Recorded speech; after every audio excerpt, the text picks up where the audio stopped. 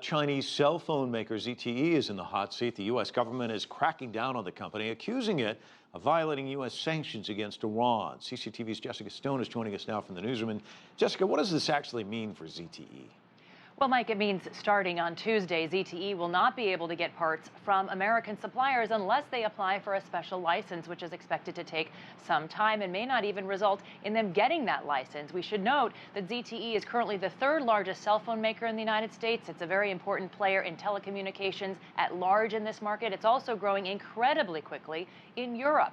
ZTE caters to customers who want an affordable smartphone without a costly data and calling plan. It's become incredibly wildly popular and has already beat the growth figures for the global cell phone market. But the U.S. government is placing export restrictions on ZTE. It says its 4-year-old investigation shows that ZTE was selling parts from its American suppliers to Iran. That violated U.S. sanctions against Iran. Now, in handing out this penalty, the U.S. Commerce Department wrote, quote, ZTE has re-exported controlled items to sanctioned countries contrary to United States law. And in response, ZTE also released a statement reading in part, quote, ZTE strives to ensure all operational activities adhere to international trade practices and the laws and regulations of host countries. Meantime, the Chinese Foreign Ministry says it opposes the use of American domestic laws to sanction Chinese businesses.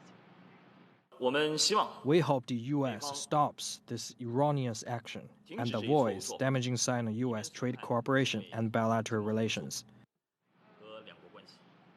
Mike?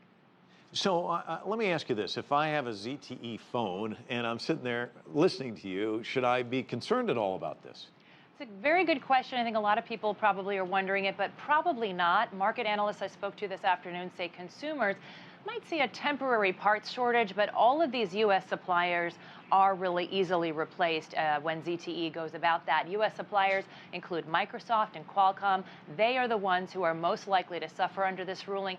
What this really does for Chinese companies, though, is underscore the importance of being independent from American suppliers as part of their supply chain. And this ruling really gives them a lot of motivation to develop their own Chinese supply chain so they don't have to risk dealing with U.S. companies again. All right, Jessica, thanks so much.